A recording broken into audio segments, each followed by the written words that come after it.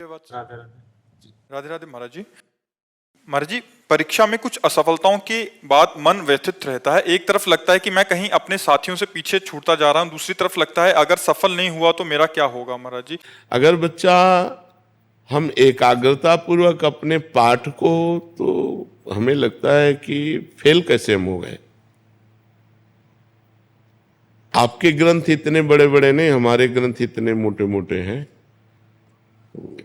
स्वाध्याय हर चीज का 10 साल पहले पढ़ा होगा, अगर वो बात पूछोगे तो अभी 10 मिनट में पूरी उसकी व्याख्या करके बता देंगे। अगर आप प्रयासरत हो, प्रयत्नरत हो, तो अपने विषय में असफल कैसे हो जाते हो। या तो आप ब्रह्मचर्यहीन हो रहे हो, इधर उधर प्रपंच कर रहे हो, अपनी पढ़ाई से विमुख आचरण कर रहे हो, मनोरंजन कर रहे हो। नहीं तो बच्चा, अपने चैप्टर को हमें 1 साल दिया जाता है, 1 वर्ष दिया जाता है अपने चैप्टर को कंठस्थ करने के लिए, पुष्ट करने के लिए। कितनी पढ़ाई होगी। बिल्कुल, मतलब जिस विषय में लगो उस विषय में एकदम। तो हम कह रहे हैं तुम्हारा जो चैप्टर है हम उसे कंठस्थ कर सकते हैं। तो हम इतने कमजोर क्यों हैं कि हम फेल हो जाते हैं। अगर ये हो कि भाई टीचर कोई पक्षपात करता है तो बात अलग है, नहीं तो हम फेल क्यों हो जाते हैं। कहीं ना कहीं हम गलत हैं, हम अपनी गलती को सुधारें। और असफलता मिलना सफलता का एक प्रतीक है कि हमें और जोश आना चाहिए। आप जीवन में कभी असफल नहीं होंगे।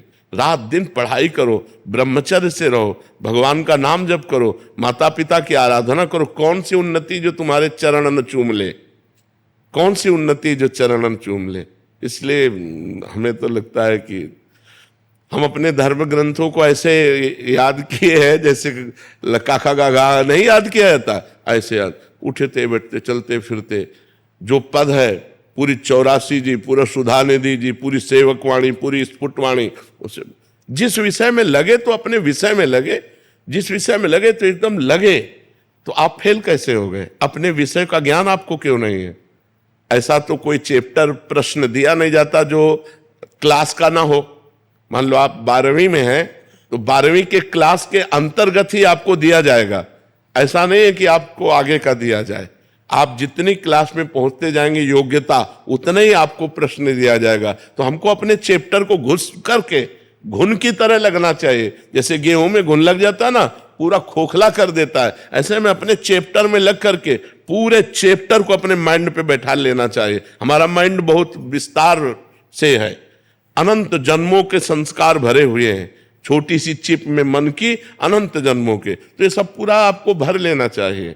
कहीं ना कहीं आप प्रमाद कर रहे हैं, कहीं ना कहीं आप त्रुटि कर रहे हैं, उसको संभालिए। नहीं तो ये निराशा ऐसी बढ़ जाएगी कि जीना मुश्किल हो जाएगा। बच्चे, अभी बच्चे हैं ना, अब जैसे देखा कि जैसे इन्होंने कहा हमारे दोस्त सफल हो रहे हैं, तो दोस्तों के सामने नीचा, घर परिवार में जाने पर कि यार हमने यार इतने रुपए लगाए और तुम फेल हो गए, यार ठीक नहीं है। अब वो अंदर से इतना घुट जाता है कि उसे एक रास्ता दिखाई देता है। ऐसे कोटा में बहुत से बच्चे जो करते हैं, उसका कारण है कि उनको एक रास्ता नजर आता है कि अब मित्रों में कैसे जाऊं और घर के परिवार वालों को कैसे मुंह दिखाऊं। हर जगह ये आता है कि फेल फेल फेल, तो इससे अच्छा है कि हम कर लेते। कोई रास्ता थोड़ी है। आप भूत प्रेत बनोगे, फिर नाना प्रकार के और दुख भोगोगे।